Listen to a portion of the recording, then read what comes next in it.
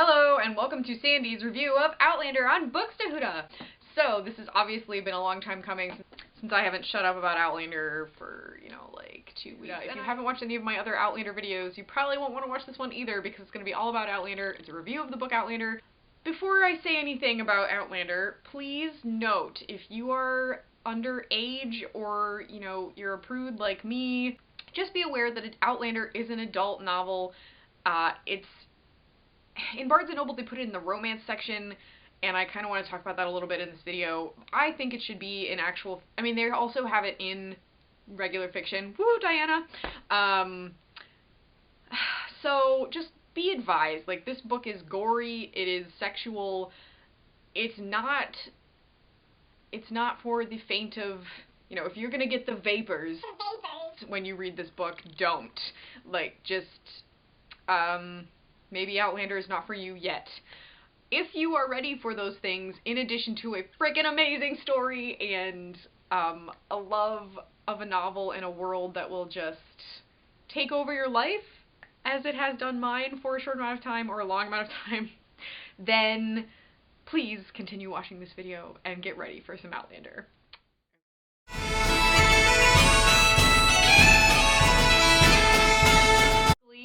Outlander is a tale of Claire Randall, who's married to Frank Randall.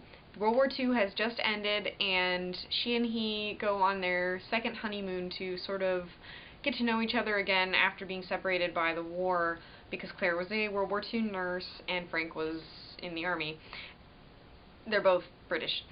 And English, I suppose. And they go to Scotland, and it's around the time of Samhain, that's basically translates to Halloween. Claire takes a walk and gets transported back to 1743 Scotland, where she gets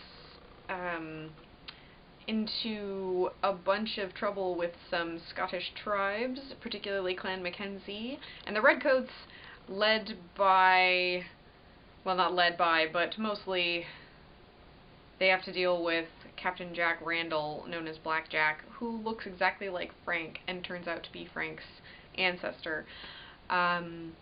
So it's about how Claire and Jamie Fraser, that's not really a spoiler, it's his name.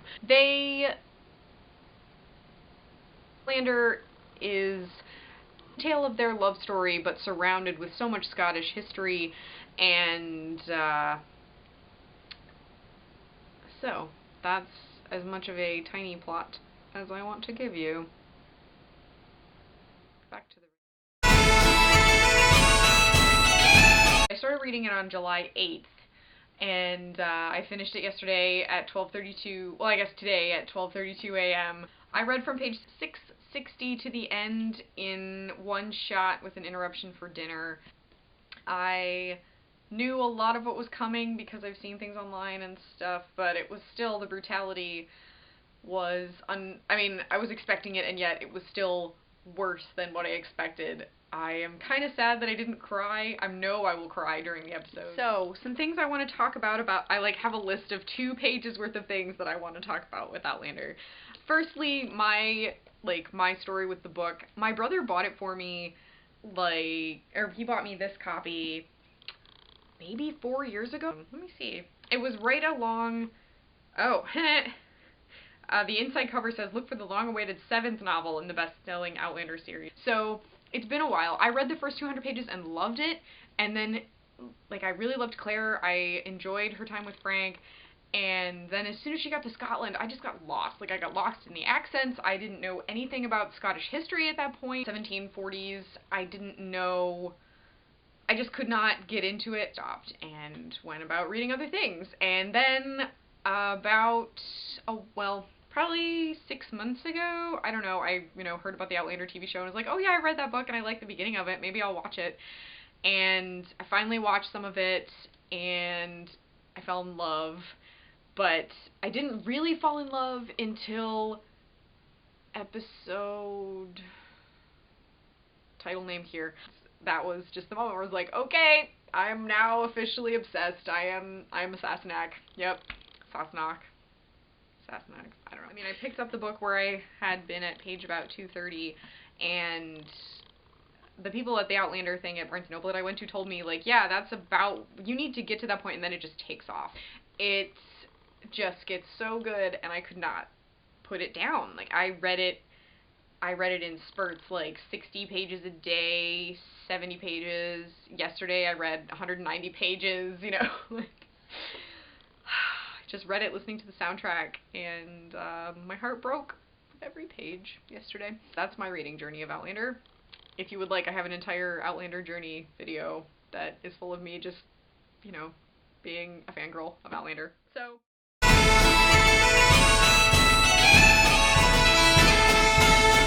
you know, please excuse my notes here. So on Goodreads, I gave this book 5 out of 5 because it blew me away. I was not expecting the prose to be as good as it is. I was like, this book is a romance novel. Well, technically, sort of.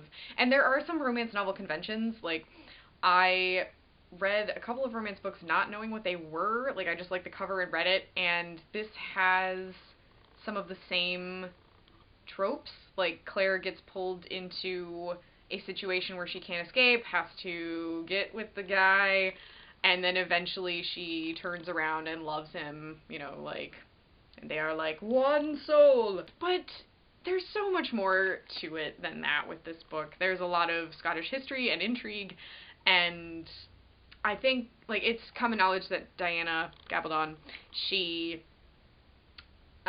went into this novel just writing it for practice, and then Claire just sort of took over. And, like, you can see where the plot just gets, it goes beyond that, and obviously she's not going to have the same trope for, you know, the other, like, 20 books that there are. So don't let the fact that it might be in the romance section stop you from reading this, because I don't really think it should be categorized as that genre. Oh, there are also lots of literary allusions that I'm so happy about. Things that I did not expect to see in this novel that I did, like allusions to Chaucer's The Wife of Bath Tale, wink wink nudge nudge, from The Toyne, which is a book, this is pronounced Toyne, it's The Tale of Cuchulainn. I read this in my 3rd year at university, and there are berserkers in here, and when Claire referred to Jamie as a Viking berserker, I was like, yes to Viking berserkers. Oh, I love highlighting passages of writing that I enjoy, that I love, and I showed you my casebook where I have, you know, like, quotes from Extremely Loud and Incredibly Close, and I don't have any Wuthering Heights in there yet, shame on me, but, you know, books like that I, you know, I hold dear to my heart, and writing that I want to remember. And I haven't copied any of Outlander in there yet, but I can guarantee, like, I have passages pages long that are just booked off. I mean, I'm not obviously gonna, like, put that much in there, but there are certainly quotes that I want to include. A lot of their speeches of love for each other, Jamie and Claire's, are just, they're so perfectly written in the voice of the characters. They don't seem, you know, like, melodramatic or fake. They're just authentic. It feels like an authentic love story to me, and that's why I think I got so dragged into this. Not dragged. Happily bounding into it. Oh, I feel like it's been a long time since I've read something that was written for adults, because I read a lot of, well, since I got out of school, I've been reading a lot of young adult fiction, and that is really fun, and I'm probably going to read a couple of young adult books as I wait for Dragonfly and Amber to get here, just because I'm in such a reading, like, marathon right now. So I was impressed by Diana's writing is really what I'm trying to say with that. And I want to read more adult fiction because of it, like more of these books that I still need to read because I haven't done it. No comparisons. The show changes a few things from the book, and I understand why, except the episode titled The Search. I was dreading getting to that part of the book because that episode was like, you know, it was a full-time episode, full length, where Claire's just on her own, searching, and I was like, this is dumb. I don't enjoy this. Like, they have Claire dancing and singing, and I was like, okay, 10 minutes of this, not 50, would have been okay. There's like 4 pages of that, tops. 4. And I was like, yes, getting right through that. Let's just skip on past that. Okay, good. But everything else I love. Oh, speaking of other, like, nerdy things from a literature perspective, okay, so the F word, you know, well, some people, including me in certain situations, you know, use the F word as an adjective, as my dad has pointed out to me, the only word in the language that we use as every kind of part of speech, like, you know, I'm not gonna swear a bunch, but, and my mind was like, they did not use that word back in 17 blah blah blah blah, and they got me on that one. I was right on. And so I love when they use the word that was appropriate for that time, which is swive, or sweeving. I think Dougal says it a few times. Jamie might as well. I've noticed it the most with Dougal, which makes the most sense with his character. So if you ever want to swear, but you don't want to piss anybody off, or, you know, you don't want to get in trouble, just say swive. You swiving pig. Something like that. Yeah, you will be swearing in Middle English. Woo! I do not encourage swearing. And I wanted to take a moment to apologize to people who read Outlander before it got all of this hype, and now there's, like, all these new fans. I mean, I hope that you're happy that there are many new fans, because I'm a new fan and I love this show as much as if I had been reading it from the very beginning. I was one of those people with Twilight. I was a Twilight hipster, like, I mean, I welcomed new fans, but I was the first person in my group of friends, and there ended up being like 15 of us that read Twilight because I went and found it before it was even, I found it before New Moon was even announced. Like, I read it before there was a possibility of a second book, and when I found out there was going to be another book, I kind of flipped out. I flipped the sweeve out. And so, I am just hoping that Outlander people will be accepting of new fans like me.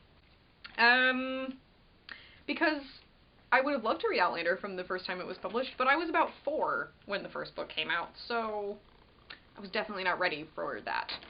And, so here is the place where, you know, all of my new Outlander books will be when they finally get here. And here's my Pocket Jamie. Here's my bookmark. He's been with me through all of these adventures, and it was, what a terrible adventure the end of that book was. Oh, Randall. Okay. I'm getting very emotional just, like, thinking about it. So, I hope, anyway, I give this 5 books to Hudas out of 5 books to Hudas. Like, I love this book so much, and I cannot wait to continue reading the series. I still haven't finished the TV series because I wanted to read to the end of the book first, as I said, and now that I've done that, oh, I'm not ready. I'm not ready for those scenes. I'm just not. But I'm gonna watch it. That is the end of my Outlander review. If you are ready to go become a Sassenach with me, I'm so excited. Please write me down below and tell me. I've been posting things about Outlander on Twitter a lot, and my Instagram is pretty much Outlander books. Pictures of these books. So, I'm Aegis1837 on those if you want to follow me. Okay, thank you for watching so much.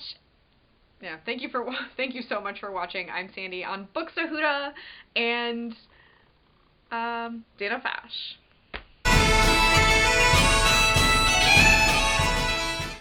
I'll have to cut this like crazy to make it make sense. But anyway, James Alexander Malcolm Mackenzie Fraser. There's Jamie, by the way.